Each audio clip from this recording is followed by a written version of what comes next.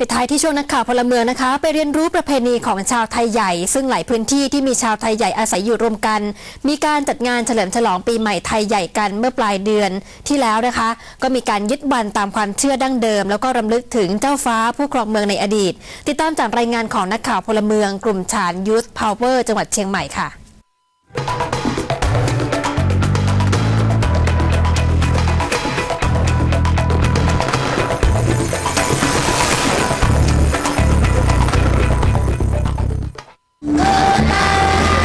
เด็กชาวไทยหรือชาวไทยใหญ่ที่บ้านหนองอุกอำเภอเชียงดาวจังหวัดเชียงใหม่ร่วมงานฉลองส่งท้ายปีเก่าต้อนรับปีใหม่ไทยกันเมื่อวันที่ 25 พฤศจิกายนที่ผ่านมาซึ่งเป็นวันขึ้น1 ค่ำเดือน 1ตามปฏิทินเข้าสู่ศักราชที่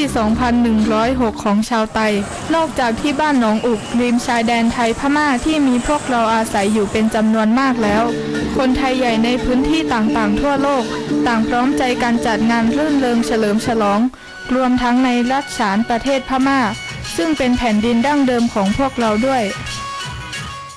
น้องขอเลยมาเข้ามาเห็นพวกก็คือมีแบบ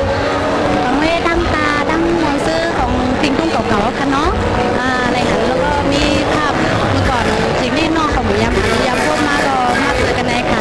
อะไรทหารดีกันในค่ะเนาะที่เมืองไทยเราก็คือเจอวันกันใส่เด็กพูดใต้ค่ะเนาะเห็นมากกันได้ก็มันมาพูดเจ้าพูดเคยค่ะเนาะมันก็เลยใส่ก็เหมือนกันก็เลยใส่พูดใต้กูก็ค่ะที่วัดกู่เต้าจังหวัดเชียงใหม่อีกสถานที่รวมใจของชาวไทยใหญ่นอกจากจะเฉลิมฉลองวันปีใหม่แล้วกลุ่มการศึกษาและวัฒนธรรมของชาวไทยใหญ่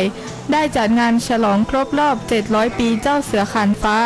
เจ้าฟ้าเมืองเมาในราชฉานผู้ที่เป็นที่ยอมรับของเจ้าเมืองต่างๆและพัฒนาสืบทอดเชื้อชาติไทยใหญ่มาแต่ในอดีตโดยมีนิทรรศการการแสดงละครประวัติศาสตร์ไทยใหญ่ด้วยคุณตาเจอจัดได้เขาเจ้าเสกันผ้ามาละจาเนี่ยเป็นเจ้าที่มีกรรมมีมุญใหญ่เจ้ามีปรมีเอาเจ้าผ้าหลายมือป้องตึกถ้าหันถึงงานอะไรตั้งนั้นเจ้าเสกันผ้าได้เอามาคอนเป็นมือห่มตุ้มเต้เจ้าผ้าที่หนึ่งผู้เปิดวันเมืองมาเจ้าเสกันผ้าเนี่ยเจ้าหอคำเขาเจ้าเสกันผ้ามาละจาเนี่ยมีปรมีพุ่งตะโคใหญ่เจ้าผ้ากูเมืองก็ยอมรับเจ้าขึ้นเป็นเจ้าหอแสงเจ้าอะไรเป็นเจ้าหอแสงอุปเปิงวันเมืองมาก่อสร้างเจอจัดเข้ามาต่อถึงวันเมื่อเดี๋ยวนี้เขาก็เลยว่าเอาขุงหัวหมุนเจ้าเฮอยู่เช้ามาเจ้าคือไทยเขาตั้งเสียงก็ดีได้หู้จักเอาขุงหัวหมุนเจ้าเสือขันผ้ามหาราชาเนี่ยการสืบทอดในสิ่งที่บรรพบุรุษได้สร้างขึ้นมาเป็นสิ่งสำคัญสำหรับพวกเราชาวไทยใหญ่การเฉลิมฉลองการขึ้นปีใหม่ของไทยใหญ่จึงยึดตามการเริ่มต้นใหม่และการรำลึกถึงผู้ที่สร้างเมืองมา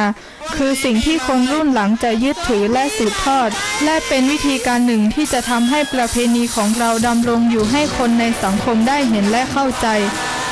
นักข่าวพลเมืองกลุ่มชานยูธพาวเวอร์จังหวัดเชียงใหม่รายงาน